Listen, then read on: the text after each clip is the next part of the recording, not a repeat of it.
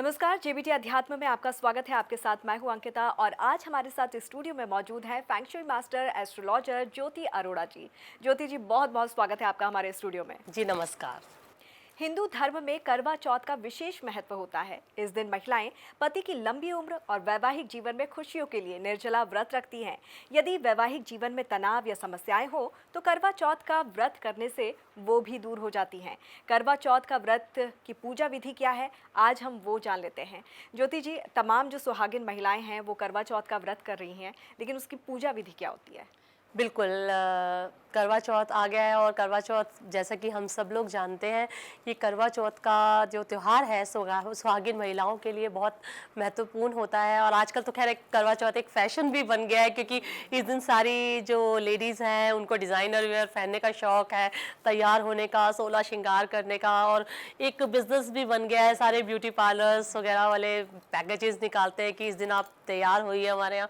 तो ये बहुत ही ज़्यादा मतलब जैसे हाइप्ड अप ट्रेंडिंग फेस्टिवल बन चुका है हमारे इंडिया का। लेकिन चलिए हम इसके महत्व पर जाते हैं। इसका एक्चुअल महत्व ये है कि पति की लंबी आयु के लिए करवा चौथ का त्यौहार रखा जाता है। करवा चौथ अटूट भावनाओं का और समर्पण का त्यौहार है।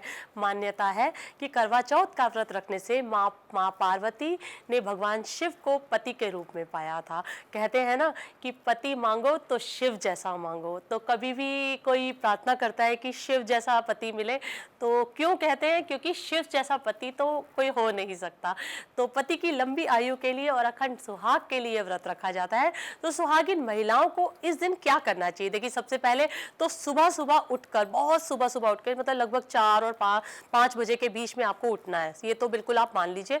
और प्रातः स्नान आदि से निवृत्त होकर आपको स्वच्छ वस्त्र पहनने हैं और फिर सुहागिन महिलाओं को अपने पति की लंबी आयु की कामना करते हुए करवा चौथ का संकल्प लेना है। उसके लिए आपको जो गड़वी जो आप करवा लेकर आए हैं उसके अंदर आपको जल रखना है, और जल के अंदर थोड़ा सा कच्चा दूध आप डालना चाहे तो डाल सकते हैं, और उसके ऊपर एक दीपक जलाकर आप संकल्प लेके साइड पे रखेंगे।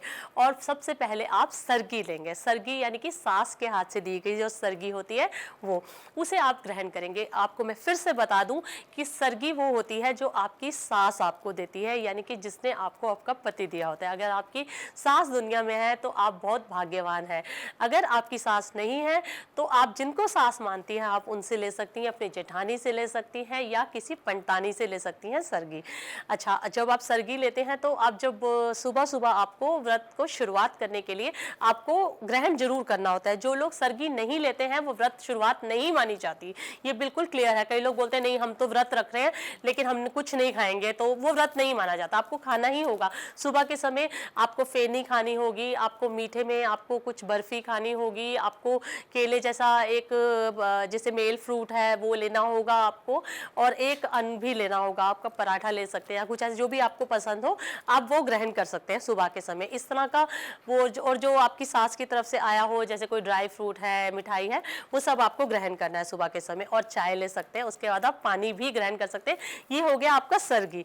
सुबह के समय ये सरगी लेने के बाद अब आपका शुरुआत हो गई है व्रत की, और अब उसके बाद आप शुरू करेंगे निर्जला व्रत। इसके बाद आप घर के मंदिर के दीवार पर गेरू से फलक बनाएं और फलक बनाकर करवा का चित्र बनाएं, और शाम के समय फलक वाले स्थान पर चौकी रखकर लाल रंग का जो है एक वस्त्र बिछा दीजिए।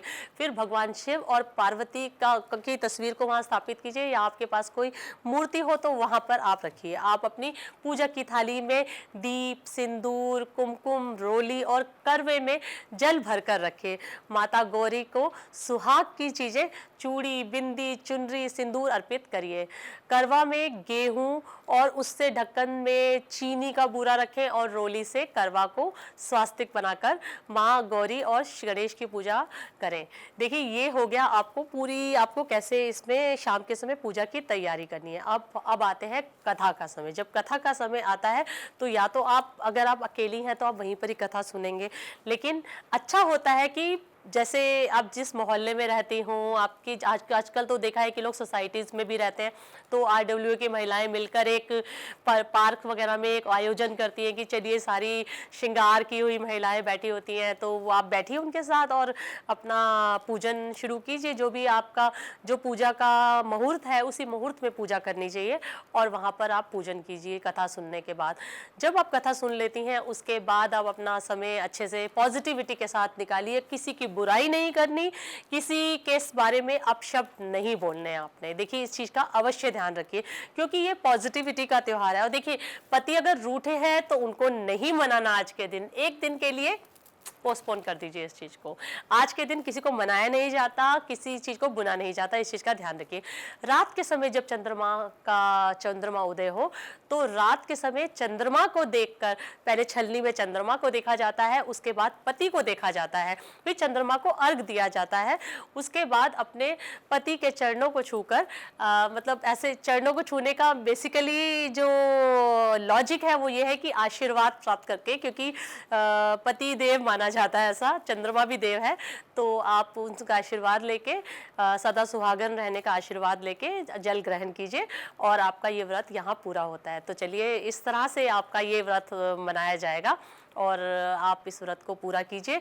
और आप सभी लोग जो इस प्रोग्राम को देख रहे हैं, मेरी तरफ से सदा सुहागिन रहें और आपको इस करवा चौथ की ढेरों बधाइयाँ। जी बिल्कुल, और उम्मीद करते हैं कि करवा चौथ की पूजा की जो विधि यहाँ पर बताई है और जो जो चीज़ों की ज़रूरत है, वो तमाम चीज़ें हमारे एस्ट्रोलॉजर ने आपको यहाँ पर बता दिया है। ज्योति जी, बहुत बहुत शुक्रिया हमारे स्टूडियो में आने के लिए, और इतनी सारी आपने जानकारियाँ दी हैं, बहुत बहुत शुक्रिया जी धन्यवाद। और इसी के साथ हमारी खास पेशकश में फिलहाल इतना ही। आप देखते रहिए JBT अध्यात्म। नमस्कार।